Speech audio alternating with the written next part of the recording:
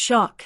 Ashford family holds a funeral amid intense actor exit rumors, General Hospital spoilers. Port Charles has never been a town short on heartbreak, but this week, the storm clouds hang heavier than ever over the Ashford family. A somber black veil has fallen across the city as loved ones gather at the church on Maple Avenue, the place where memories linger, secrets whisper, and tears refuse to dry. The Ashfords are saying goodbye to one of their own. But behind every tear lies a question. Who, or what, truly caused this tragedy? And what shocking secrets will this funeral reveal?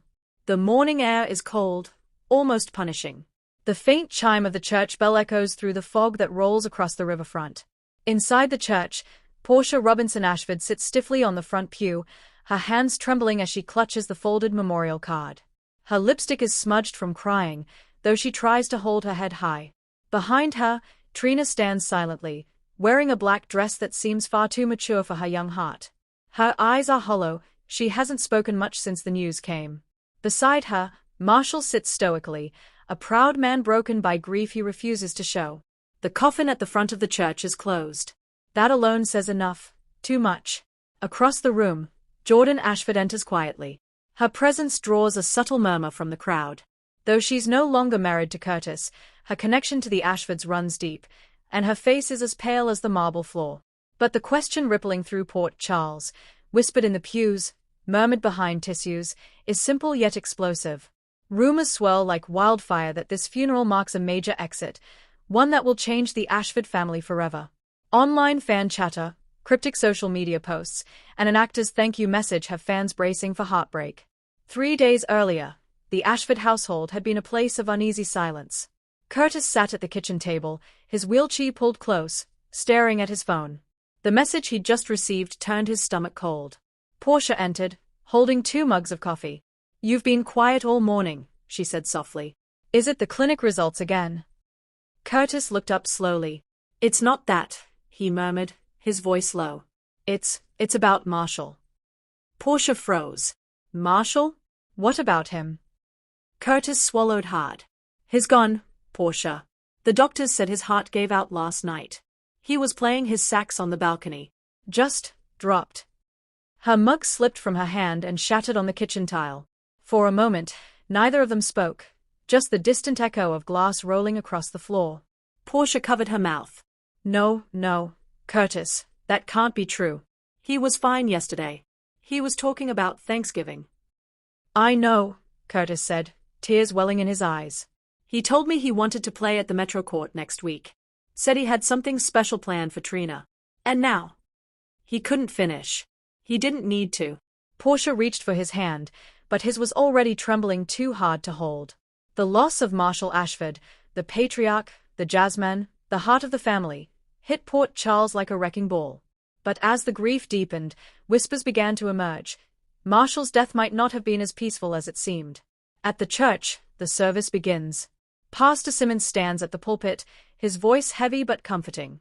Marshall Ashford was more than a musician. He was a father, a grandfather, and a man who believed in second chances. Curtis looks up at the portrait of his father displayed near the altar, Marshall smiling, saxophone in hand. But something inside Curtis doesn't sit right. He remembers the call he received from the hospital and the hesitation in the doctor's voice. Behind him, Stella Henry sits quietly, her eyes darting toward the exit.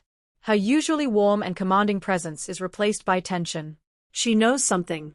The way she fidgets with her rosary gives it away. Trina takes the podium next. Her voice cracks as she reads the eulogy she wrote at 3 in the morning, unable to sleep. "Grandpa Marshall taught me that music could heal anything. He said every note was a heartbeat, every song a prayer. I wish I could hear him play one more time."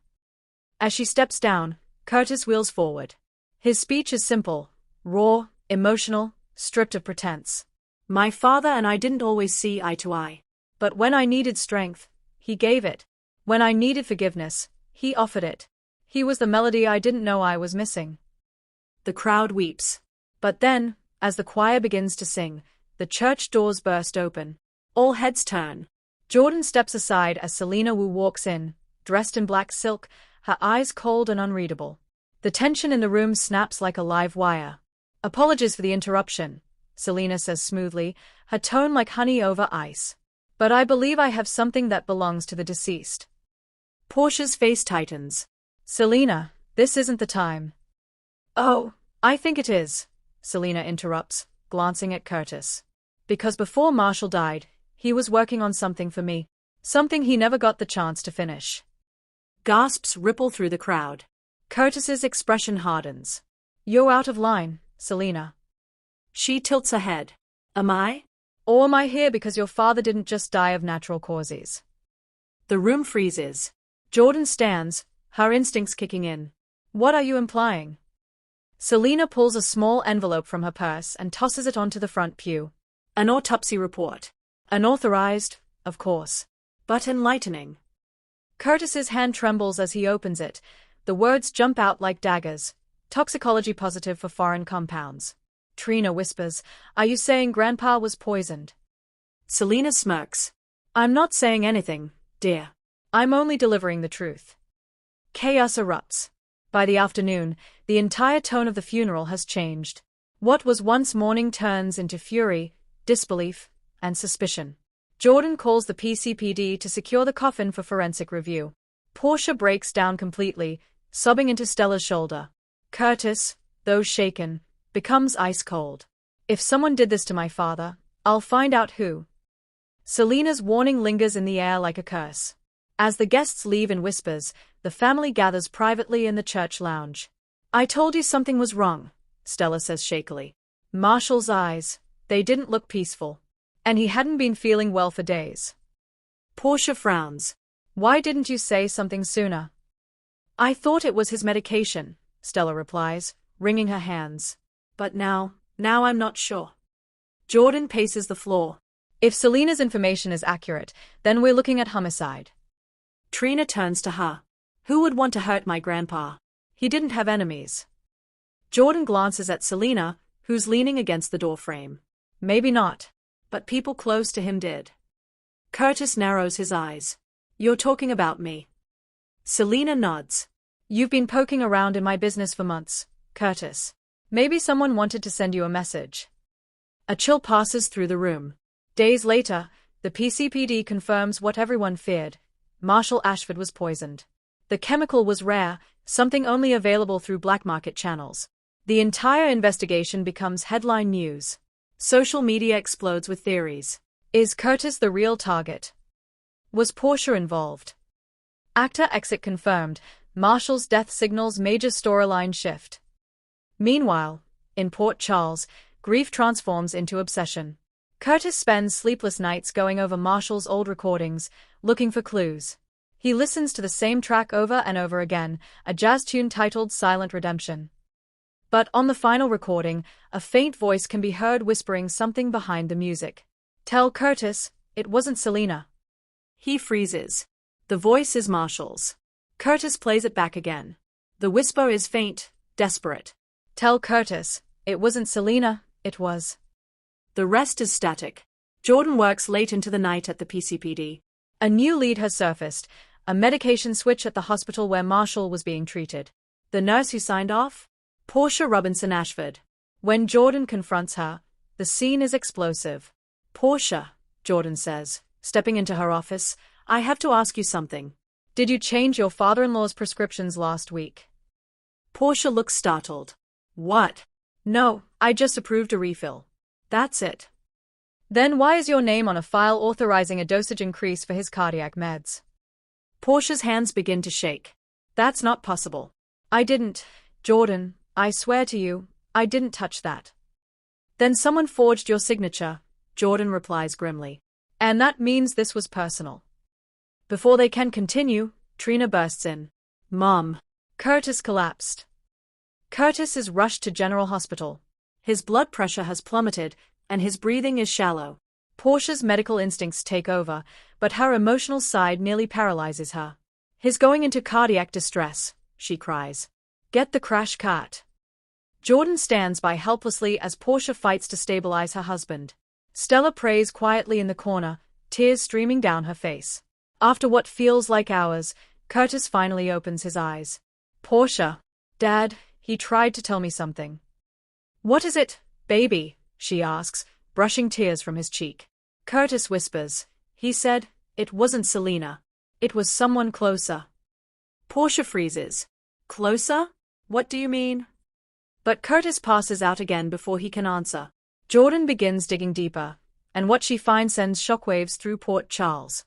Someone accessed Marshall's medical records from a hospital terminal registered to Taggart's ID. When confronted, Taggart is defensive. "You think I'd hurt Marshall? He was like family to me." Jordan slams the folder on her desk. "Then explain why your login was used to alter his file." Taggart clenches his fists. "Because someone's setting me up. You know how many people at GH could use my ID?" Trina overhears the confrontation and storms in. "Stop it. Both of you. This isn't helping." But as the words leave her mouth, Portia enters, holding an evidence bag. "I found this," she says quietly. Inside the bag is a small vial with a faded label, the same compound found in Marshall's system. "Where did you get that?" Jordan asks sharply. Portia hesitates. "From under Curtis's desk." The room goes silent.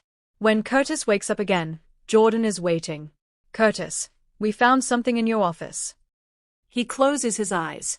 "Let me guess, the poison." "Why was it there, Curtis?" He sighs, exhausted. "Because I planted it." Jordan freezes. "You what?" Curtis looks up slowly. "To protect someone. To make the killer think they'd already won." Portia's voice trembles. "Who are you protecting?"